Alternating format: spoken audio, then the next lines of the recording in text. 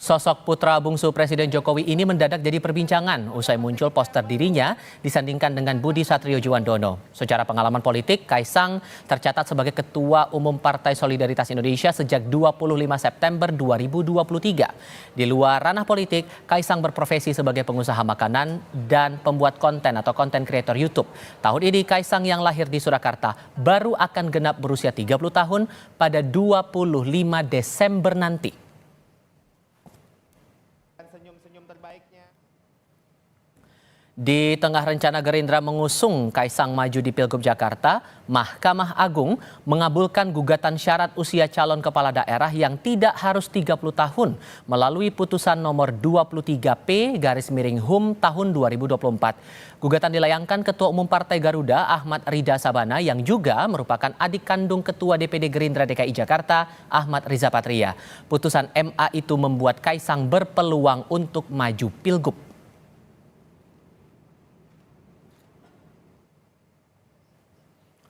Dalam amar putusan di situs resmi Mahkamah Agung tertulis kabul permohonan HUM atau hak uji material.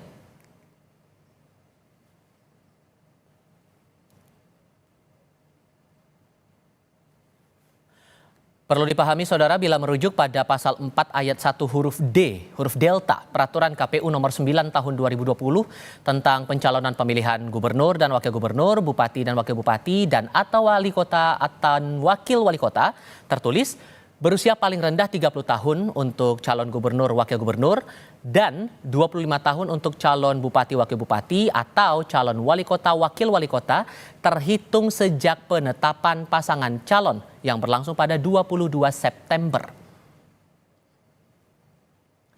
Namun peraturan KPU soal syarat usia saat penetapan calon ini diubah Mahkamah Agung menjadi berusia paling rendah 30 tahun untuk calon gubernur wakil gubernur dan 25 tahun untuk calon bupati wakil bupati atau calon wali kota wakil wali kota terhitung sejak pelantikan pasangan calon terpilih atau pada awal 2025.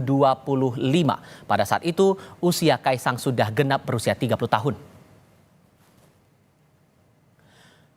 Lalu benarkah perubahan syarat usia oleh Mahkamah Agung ini ada kaitannya dengan wacana majunya putra bungsu Presiden Joko Widodo Kaisang Pangarep di Pilkada Jakarta?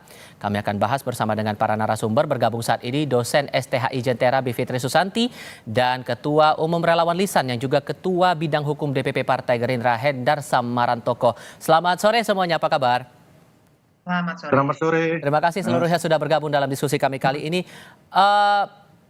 Bang Hendar, kalau melihat poster yang sudah diunggah oleh Bang Dasko di akun Instagramnya beberapa jam yang lalu, nama Mas Budi dipasangkan dengan Mas Kaisang, itu udah fix akan diusung Gerindra di DKI atau belum? Ya, yang pasti ya kan dinamika itu masih akan terus berjalan. Jadi apa yang diunggah oleh Bang Dasko itu ya kan belum secara ofisial merupakan keputusan bersama karena masih banyak prosesnya kan, bagaimana konsolidasi dengan para partai-partai lain, pengusung dan lain sebagainya. Bahwa hal yang biasa lah ketika Bang Dasko menggugah foto Mas Budi dengan Mas Kaisang, namanya cek-cek ombak ya kan, melihat respon masyarakat bagaimana kan gitu kan, dan juga supaya juga menjelang pelantikan Pak Prabowo dan Mas Gibran ini supaya suasana juga nggak sepi-sepi amat. Jadi harus kita tanggapi juga secara santai saja kan. Karena kan dikaitkan juga dengan pemasangan Mas Gibran ke Pak Prabowo pas Pilpres kemarin tuh, gimana tuh? Ya, namanya praduga orang boleh-boleh saja. Jadi kan masalah orang berpraduga tidak baik, berpraduga buruk, ya itu wajar-wajar saja. Walaupun banyak juga praduga itu kan ternyata tidak seperti yang disangkakan. Contoh kasus ya kan dulu Prof. Denny Indrayana sempat menyatakan bahwa akan ada sistem pemilu akan diubah dari yang terbuka menjadi tertutup. Ternyata kan tidak. Jadi ujungnya kan terjerat masalah hukum sendiri terkait dengan masalah tersebut. Jadi hal-hal tersebut sebenarnya karena tinggal kita ini mau berprasangka baik atau tidak, kan itu aja sebenarnya. Jadi kalau kita prasangkanya selalu buruk saja, ya akan selalu ada celah-celah untuk berprasangka Oke. yang tidak kan gitu aja sebenarnya. Oke, Mbak Tapi Bivit, memang ada pandangan dari Bang Hendar ini cek ombak saja. Kalau Anda melihatnya itu cek ombak juga atau ada hal lain di balik ini? Ya, bisa jadi memang cek ombak karena ini dunia politik ya yang kita bicarakan. Tapi saya mau membaca persoalan ini dari apa yang disebut oleh Bang Hendar tadi soal praduga-praduga itu. Kalau buat saya sebenarnya sangat wajar kalau banyak orang yang sudah membaca pola. Jadi bukan soal praduga tapi pola. Bahkan sudah ada joke saya barusan lihat di WhatsApp MK itu memilih kakak, kalau MA memilih adik gitu. Karena ini pola. Hmm. Jadi waktu itu kita ingat pada saat putusan 90 belum keluar, namanya Gibran waktu itu ya sudah mulai diusung, tapi ada yang mengganjal. Kemudian disediakan, dibuka putusan 90. Pola ya, saya berbicara pola bukan sekedar prasangka. Nah yang terjadi sekarang, ganjalannya juga tapi bedanya ini sangat tipis, beda hitungan bulan. Jadi tidak perlu diubahnya sampai dengan tambahan atau sedang dan seterusnya.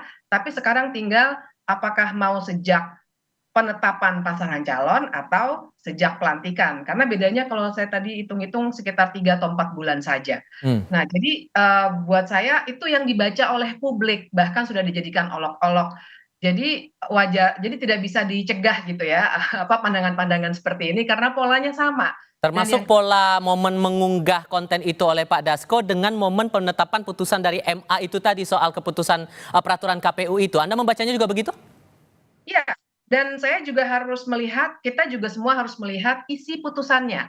Jadi bukan sekedar membaca pola-pola ya, tapi bahkan tadi saya sudah baca detail putusannya, sampai saya catat nih nomor-nomor halamannya, kita akan bisa melihat bahwa pertimbangan hukum hakim itu sebenarnya sangat-sangat dangkal. Mulai dari mengacu kepada UUD 45 yang seharusnya tidak dilakukan oleh Mahkamah Agung.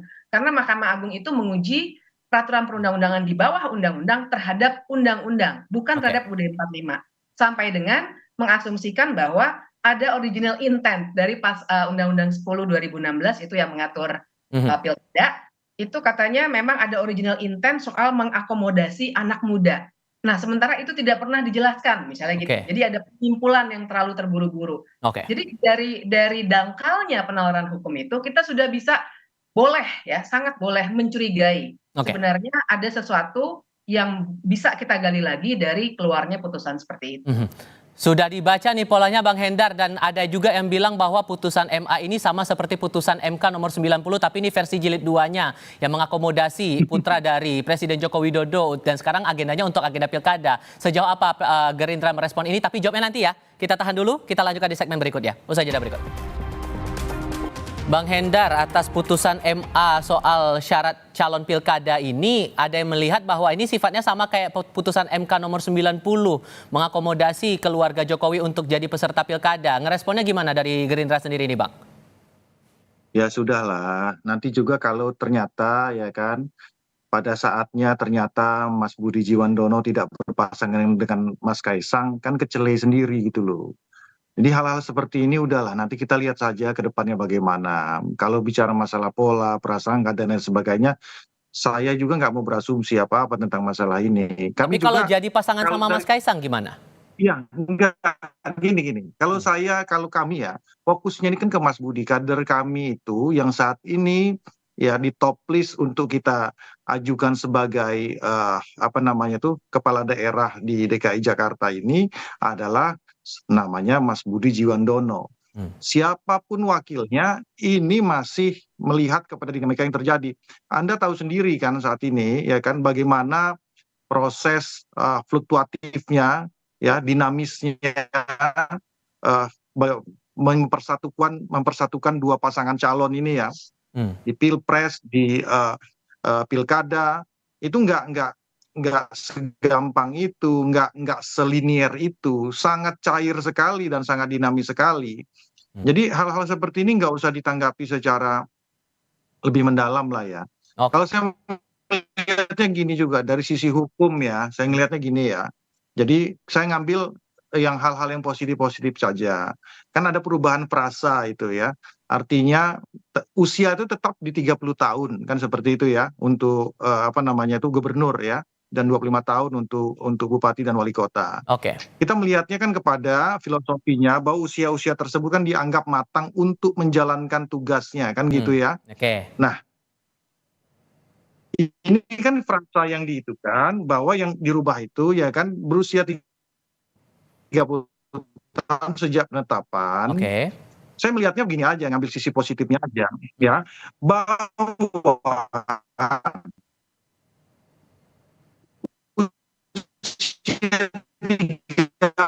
Oke. Baik. dianggap mapan ya sejak penetapan pasangan calon, Oke. apakah sejak penetapan baru dia bisa bekerja, bukan sejak dia ditetapkan. Jadi itu yang saya melihatnya secara esensi ya. Baik. Oke. Ngambil hal-hal sifatnya positif aja lah saya melihat. Oke. Sambil kita coba perbaiki komunikasi dengan Bang Hendar, sedikit Gitu ya, Mas. tersendat tadi di sinyal. Oke, Mbak Bivit, Anda melihatnya ini juga hal biasa, ya? kalau masalah umur juga biasa-biasa saja, Mbak Bivit, atau gimana melihatnya?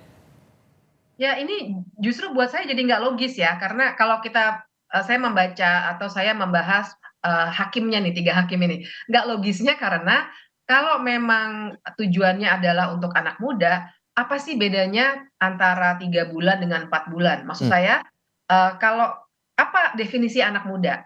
Apakah ada perbedaan yang signifikan, seseorang itu dikatakan anak muda pada bulan September 2024, kemudian menjadi tidak muda lagi pada bulan Januari 2025. Kan tidak juga, misalnya ini kita bicara logikanya ya, kita nggak bicara di luar logika dulu.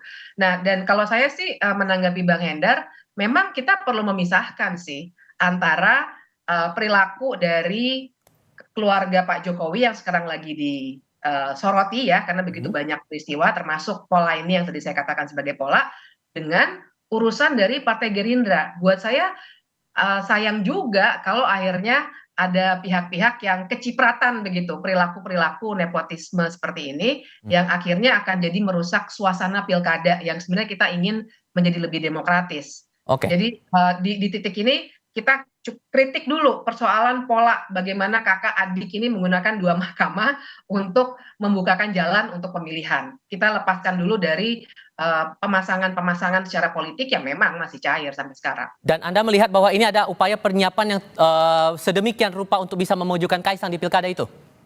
Saya sih melihatnya begitu, karena saya membaca pola tadi ya, kita fokusnya Kaisang dulu ya, karena pasangannya kita belum tahu deh gitu. Oke. Tapi dengan logika yang tadi saya jelaskan kan jadinya juga kelihatan, dan pemohonnya juga Mas, pemohonnya ini Partai Garuda. Perlu saya ingatkan bahwa waktu putusan untuk Gibran sebenarnya Partai Garuda bersama dengan PSI dan beberapa pemohon lainnya juga memajukan hal yang sama, cuma waktu itu ditolak gitu. Jadi ada lagi kan pola berikutnya yang terbaca juga. Hal seperti itu yang bisa membuat kita berkesimpulan ini sudah menjadi semacam modus operandi begitu ya, untuk membuatkan sebagai untuk ikut dalam pencalonan. Ditambah lagi profil Ketua Garuda ini adalah adik dari Ketua DPD Gerindra DKI, Ahmad Riza Patria itu tadi. Saya jelasin ya gitu ya. Oke. Gimana Bang Hendar? Boleh saya ngomong nggak? Boleh, silakan Bang. Kalau dikait-kaitkan itu kan, jadi bisa semua dikait-kaitkan. Sekarang pertanyaan saya, apakah dalam satu keluarga itu bisa multipartai atau tidak gitu loh. Jadi kan bukan hanya terjadi di Partai Gerindra saja, kakak adik itu malah bisa berantem loh, ya kan di satu keluarga karena beda partai. Gitu. Jadi nggak bisa juga dikaitkan dengan hal tersebut. Kalau kita bicara terus berprasangka negatif, pasti aja bisa disambung-sambungin. Tadi kayaknya ada terputus ya. Saya pengen bicara juga masalah normanya tadi, ya kan. Yang berubah itu kan usia tidak berubah, ya. 30 tahun untuk gubernur, ya kan, 25 tahun untuk bupati wali kota. Yang berubah itu kan bahwa itu berlaku sejak penetapan pasangan calon, ya frasanya dirubah sejak pelantikan. Saya pengen balik lagi kepada hal yang sifatnya sangat fundamental dan filosofis dalam pasal tersebut, di mana bahwa kapan sih seseorang gubernur itu dan wakil gubernur terpilih itu bisa bekerja, ya kan? Ya, dikaitkan dengan pasangan dengan usia matang yang dianggap matang di usia 30 itu, yaitu sejak pelantikan, bukan saja sejak saat penetapan. Nah, itu sebenarnya hal-hal yang harus dilihat juga gitu loh. Ya kan? Sejak pelantikan mungkin sejak penetapan mungkin dia belum cukup matang dari sisi norma usia tadi. Tapi kapan dia bekerja dan cukup matang? Ya sejak dia dilantik baru dia bisa bekerja. Seperti itu. Nah, ini hal-hal yang harus kita lihat mungkin ya. Kita kesampingkan dulu hal-hal yang sifatnya anasir-anasir, dugaan-dugaan tadi. Tapi saya melihat hal ini sifat sangat fundamental bahwa seseorang dianggap cukup matang ya kan untuk bekerja menjadi seorang kepala daerah dalam hal ini DKJ daerah khusus Jakarta ya kan di usia 30 tahun. Kapan dia mulai bekerja? Sejak dilantik, bukan sejak saat dia ditetapkan sebagai pasangan calon. Itu aja sebenarnya. Sehingga momen yang Anda lihat ini yang muncul di publik ini kebetulan saja menurut Anda, Bang Hendar?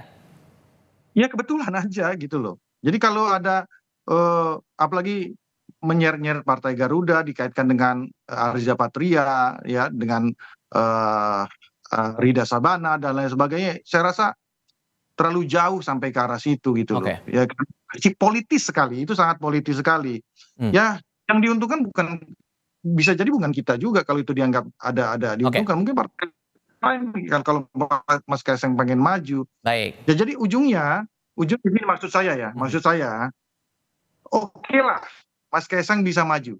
Ternyata tidak berpasangan dengan Mas Budi seperti itu ya. Tapi dia ada berpasangan dengan calon dari PDI ya kan. Ini orang-orang yang pro terhadap PDI Perjuangan gimana coba untuk melihat hal tersebut ujungnya. Ya gini-gini maksud saya kan sangat terlalu jauh ya, di mana jangka waktunya kita masih sampai bulan Agustus lagi kan gitu. Masih panjang prosesnya, sudah saya tangkap maksudnya di situ. Masih panjang prosesnya dan dinamikanya masih panjang. Jadi menurut saya hal-hal seperti itu belum urgent ya dari sisi politisnya untuk dibicarakan, karena dua pasangan calon ini ya kan belum fix untuk menjadi satu kesatuan ya, karena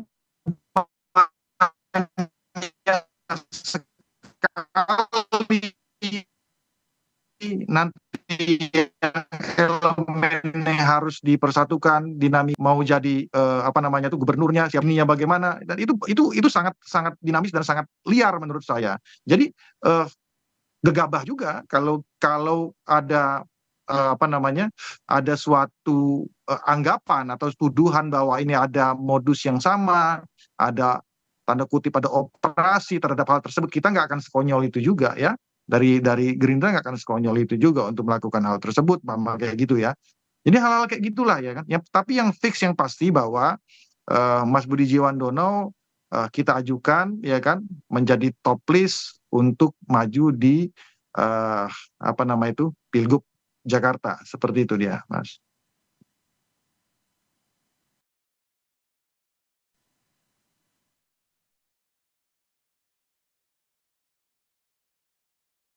Nampaknya tidak. Halo? Tidak ada hostnya atau kita yang terlempar atau bagaimana ini? Atau kita yang terlempar ini, Mas. Sudah selesai mungkin? Mendengar suara saya, Mbak?